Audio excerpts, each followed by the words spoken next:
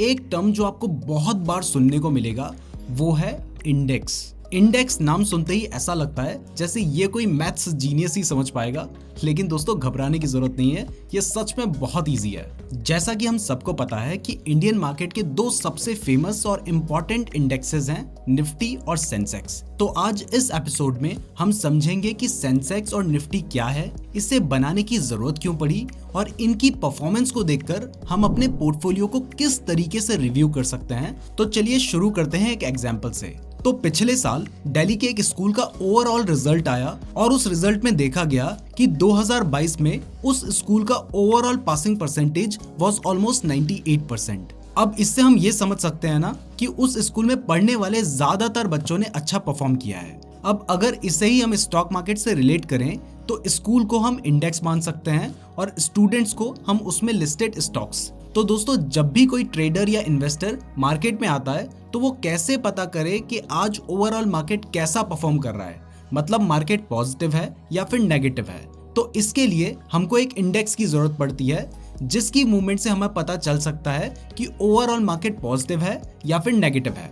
अगर शॉर्ट में समझाएं तो इंडेक्सेस मार्केट की पल्स बताते हैं। जैसे बॉम्बे स्टॉक एक्सचेंज का एक बहुत ही फेमस इंडेक्स है सेंसेक्स। तो अगर सेंसेक्स ग्रीन में है इसका मतलब बीएसई की टॉप 30 कंपनीज में से ज्यादा कंपनीज पॉजिटिव में है, और अगर सेंसेक्स नेगेटिव में है तो इसका मतलब है कि ज्यादातर कंपनीज नेगेटिव में है, जो कि फाइनली इंडेक्स में रिफ्लेक्ट हो रहा है। तो इससे हम ये समझ सकते हैं कि इंडेक्स बेसिकली एक तरीका है जिससे हम किसी भी ग्रुप ऑफ स्टॉक्स की परफॉर्मेंस को मेजर कर सकते हैं, या फिर किसी पर्टिकुलर सेक्टर की परफॉर्मेंस का भी इससे पता लगाया जा सकता है, और इस तरह से हम ओवरऑल मार्केट का एक व्यू जान सकते हैं। तो चलिए अब हम निफ्टी और सेंसेक्स की हिस्ट्री और इसकी परफॉर्मेंस के बारे में जानते हैं। तो सबसे पहले सेंसेक्स की बात करते हैं। तो इसकी शुरुआत 1 जनवरी 1986 में की गई थी with a base value of 100, और तब से अब तक ये इंडेक्स ऑलमोस्ट 57,000% के रिटर्न्स दे चुका है। सेंसेक्स में बीएसई में लिस्टेड इंडिया की टॉप 30 कंपनीज को इंक्लूड किया जाता है और इन्हें उनके फ्री फ्लोट मार्केट कैपिटलाइजेशन के अकॉर्डिंग वेटेज दिया जाता है।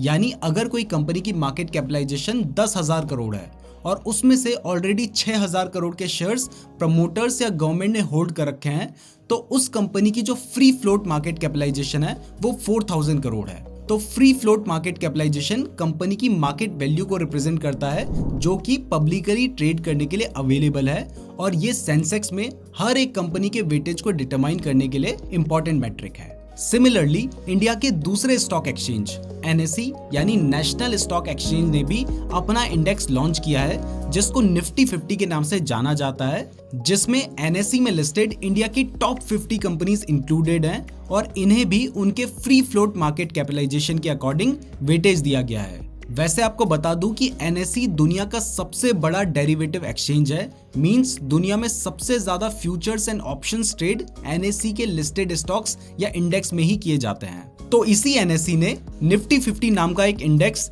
21 अप्रैल 1997 को शुरू किया था और आज ये इंडेक्स लगभग 18,000 के लेवल के आसपास ट्रेड कर रहा है। इंटरेस्टिंगली निफ्टी 50 के जो पास्ट कुछ लिस्टेड स्टॉक्स हैं उनमें से बहुत सारे स्टॉक्स या तो आज मार्केट में लिस्टेड ही नहीं है या फिर बैंकरप्ट हो गए हैं, और या फिर उनकी जो वैल्यूएशन है वो बहुत ज्यादा गिर गई है जिस वजह से वो इस इंडेक्स से बाहर हो गए हैं। इनमें से कुछ बहुत ही फेमस स्टॉक्स के नाम है ABB India, Reliance capital, Reliance power, Reliance communication, Reliance infrastructure, Ranbaxy laboratories, JP associates, idea cellular, Vedanta etcetera.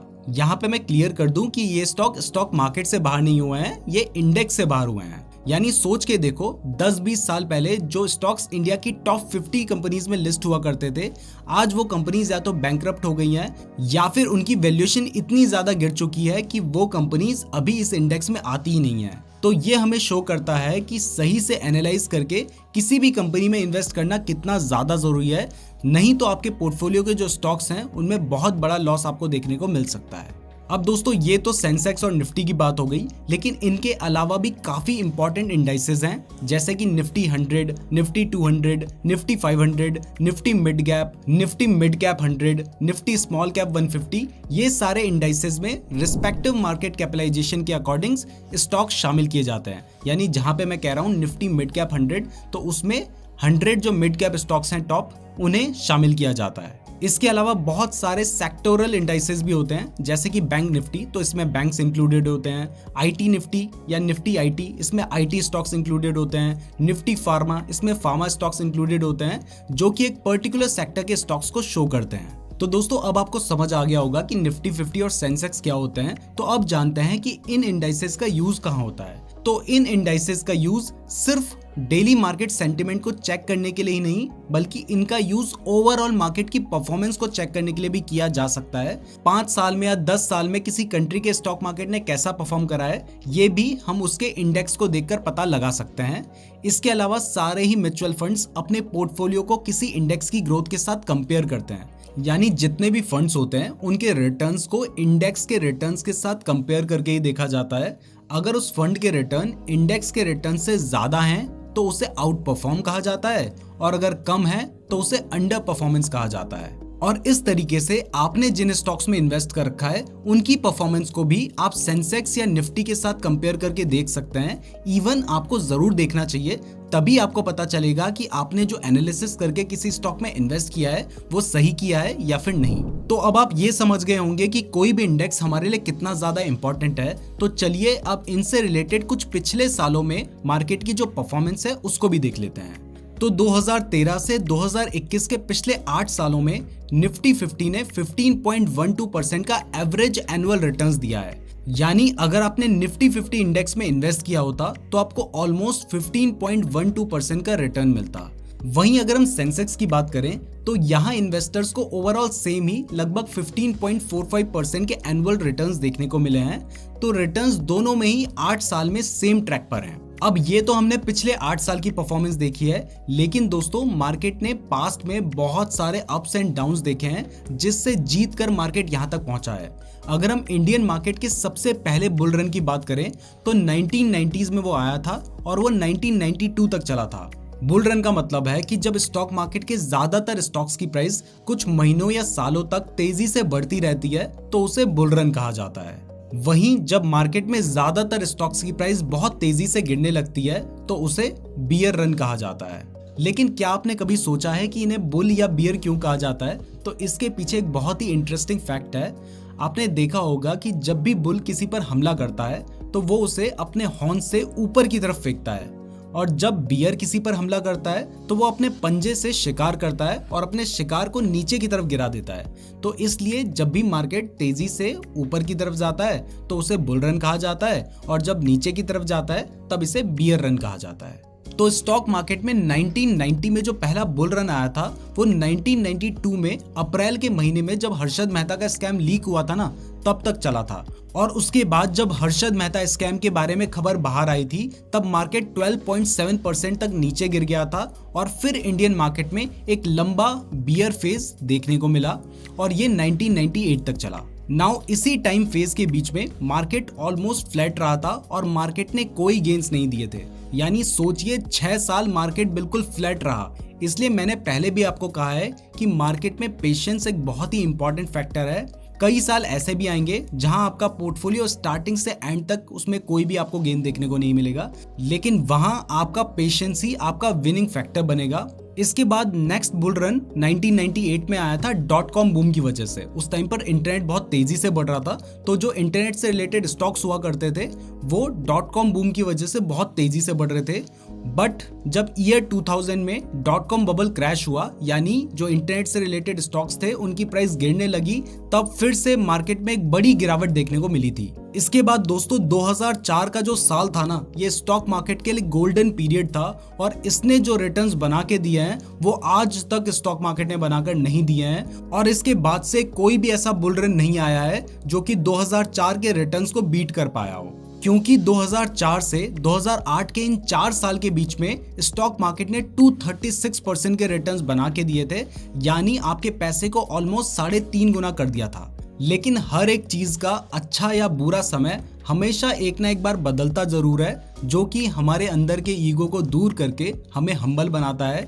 तो इसी तरह इसके बाद 2008 में अमेरिकन ग्लोबल फाइनेंशियल क्राइसिस आया और इंडियन मार्केट ऑलमोस्ट 60% गिर गया था, और ये स्टॉक मार्केट की हिस्ट्री का एक बहुत बड़ा क्रैश था। इसके बाद 2013-14 और 2017 में कुछ छोटे मोटे बुल रन आए। फिर 2020 में कोविड के बाद जब मार्केट में एक मेजर क्रैश देखा गया जहां मार्केट ऑलमोस्ट हाफ हो गया था, और फिर 5-6 महीने में ही मार्केट ने खुद को रिकवर भी किया, बल्कि उसके बाद ऑल टाइम हाई बनाया। अब यहां तक तो हमने बात करी निफ्टी 50 और सेंसेक्स की, लेकिन क्या इसमें स्टॉक्स की कोई कैटेगरी भी होती है? तो अक्सर लोग स्टॉक्स के बारे में बात करते हुए कहते हैं कि ये लार्ज कैप स्टॉक है, ये मिड कैप स्टॉक है, या फिर ये स्मॉल कैप स्टॉक है। आपने भी शायद ये सुना होगा। तो इनका मतलब क्या होता है, तो मैं आपको वो भी बता देता हूं। अब सेबी के रूल्स के अकॉर्डिंग स्टॉक एक्सचेंजेस पर लिस्टेड जो कंपनीज हैं, उनकी जो मार्केट कैपिटलाइजेशन होती है उसके हिसाब से उन्हें रैंकिंग दी जाती है, और इस रैंकिंग में टॉप 100 कंपनीज को लार्ज कैप स्टॉक्स कहते हैं। इन कंपनीज की मार्केट कैपिटलाइजेशन अप्रॉक्स 20,000 करोड़ से ज्यादा ही होती है। अब ये जो 20,000 करोड़ से बड़ी कंपनीज हैं जिन्हें हम लार्ज कैप कह रहे हैं, ये स्टॉक मार्केट के एक बड़े प्लेयर्स होते हैं। इनके पास एक मजबूत मार्केट प्रेजेंस होती है, एक्सीलेंट ट्रैक रिकॉर्ड होता है, और ये निफ्टी और सेंसेक्स जैसे जो बड़े मार्केट इंडाइसेस हैं उनमें शामिल होते हैं। अब अगर सेंसेक्स की बात करें तो इसमें टॉप 30 लार्ज कैप कंपनीज ही होती हैं जिन्हें उनकी मार्केट कैपिटलाइजेशन और फ्री फ्लोट मार्केट कैपिटलाइजेशन के अकॉर्डिंग शामिल किया जाता है। जैसा कि हमने आपको पहले भी बताया है, फ्री फ्लोट का मतलब है कंपनी के जो प्रमोटर्स, मतलब जो उसके ओनर्स होते हैं, उनके शेयर्स को छोड़कर जितने फ्री शेयर्स मार्केट में ट्रेड होते हैं उनके अकॉर्डिंग ही free float market cap decide होता है। निफ्टी 50 के 2 लार्ज कैप इंडेक्स हैं। निफ्टी 50 में टॉप 50 लार्ज कैप कंपनीज होती हैं, और निफ्टी नेक्स्ट 50 में उसके आगे की 50 लार्ज कैप कंपनीज इंक्लूडेड होती हैं। जनरली ये माना जाता है कि लार्ज कैप स्टॉक सबसे ज्यादा सेफ होते हैं। इसके बाद आते हैं मिड कैप स्टॉक्स जो कि थोड़ा रिस्की होते हैं, और फिर आते हैं स्मॉल कैप स्टॉक्स जो कि सबसे ज्यादा रिस्की होते हैं। अब सेबी के अकॉर्डिंग मिड कैप स्टॉक्स उन स्टॉक्स को कहा जाता है जिनकी मार्केट कैपिटलाइजेशन की जो रैंक है वो 101 से लेकर 250 तक होती है। यानी इंडियन स्टॉक मार्केट में टोटल 150 मिड कैप स्टॉक्स हैं, और ये लार्ज कैप स्टॉक्स के बाद आते हैं। इनके लिए 3 इंडेक्स हैं, Nifty mid cap 50, Nifty mid cap 100 और निफ्टी मिड कैप 150। इसके बाद आते हैं स्मॉल कैप स्टॉक्स जो कि मार्केट कैपिटलाइजेशन रैंक में 251 से आगे से शुरू होते हैं, और उसके बाद जितने भी स्टॉक्स हैं उन्हें स्मॉल कैप कहा जाता है। एनएससी के स्मॉल कैप इंडेक्स निफ्टी 250 में top 250 small cap stocks listed हैं। तो दोस्तों ये थे कुछ कैटेगरी ऑफ स्टॉक्स जो कि डिफरेंट इंडेक्स में लिस्टेड होते हैं, जिससे हम इनकी कैटेगरी की ओवरऑल परफॉर्मेंस जान पाएंगे।